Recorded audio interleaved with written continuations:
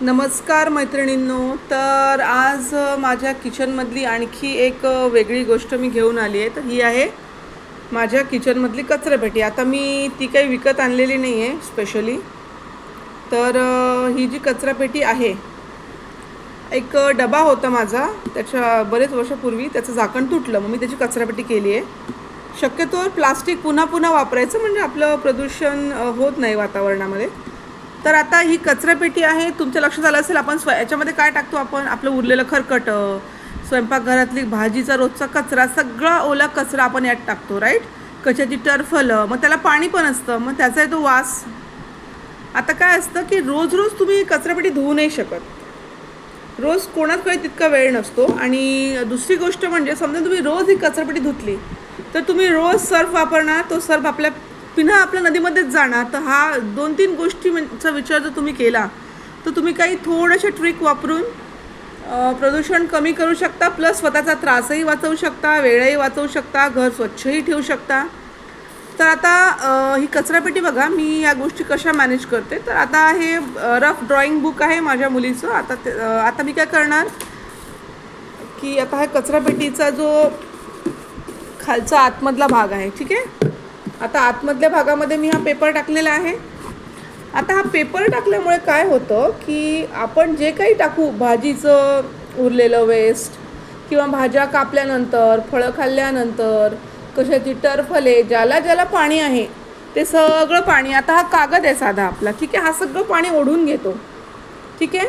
आणि हा कागद पण तुम्हाला रोज नाही बदलावा लागत. हा कागद पण 2 दिवस राहतो, वास येत नाही कचरापेटीचा, पूर्ण पाणी ओढून घेतो. त्यामुळे आपला खालचा जो भाग आहे हा स्वच्छ राहतो. आता माझ्या या कचरापेटीला तुम्ही बघा, याला 2 दिवस झालेले आहेत, 2, ठीक आहे.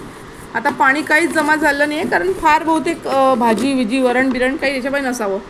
ते असेल तरीसुद्धा हा कागद तुमचा 2 दिवस राहू शकतो, याला वास येत नाही. आणि कागद काढून टाकला, रोज जरी काढून टाकला किंवा 2 दिवस ठेवला तुम्ही कचरा दिल्यानंतर, तरीसुद्धा वास येत नाही आहे कागदाला, ठीक आहे. कचरापेटीचा वास येत नाही घाणेरडा, किंवा बारीक छिलटं असतात ना, ती होत नाही. आता काय करते मी, आता हा कागद टाकून झाला.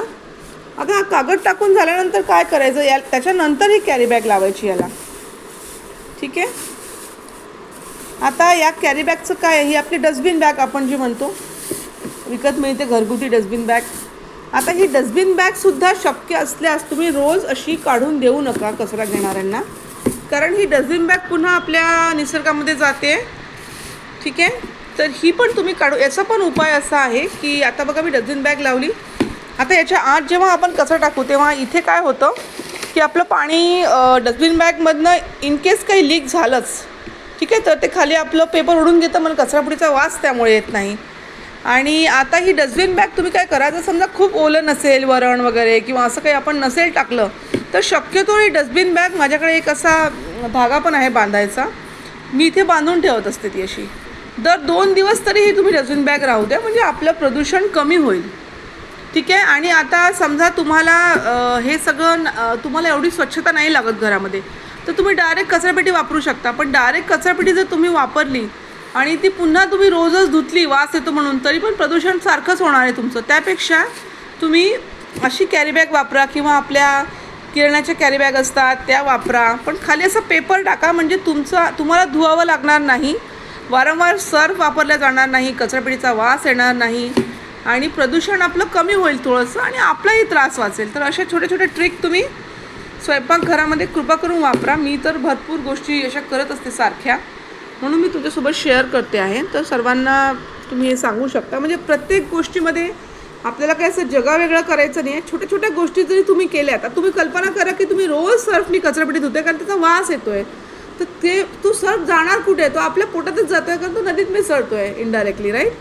तर माझी कचरापेटी जर माझ्याकडे फळांचं वगैरे नसेल वेस्ट किंवा खरकटा, माझ्याकडे फार मी वाया अन्न जाऊ देत नाही, तर ही कचरापेटी 8 दिवस हा पेपर मला टिकतो. तर मी 8 दिवस एक प्रदूषण मी कमी केलं आहे. मी महिन्याला अशा 8च पन्न्या वापरते. तर तुम्ही असं करा काहीतरी. आणि व्हिडिओ आवडला असल्यास नक्की तुम्ही कॉमेंट्समध्ये लिहा, काही तुम्हाला नकारात्मक लिहायचं असेल ते सुद्धा लिहा. धन्यवाद.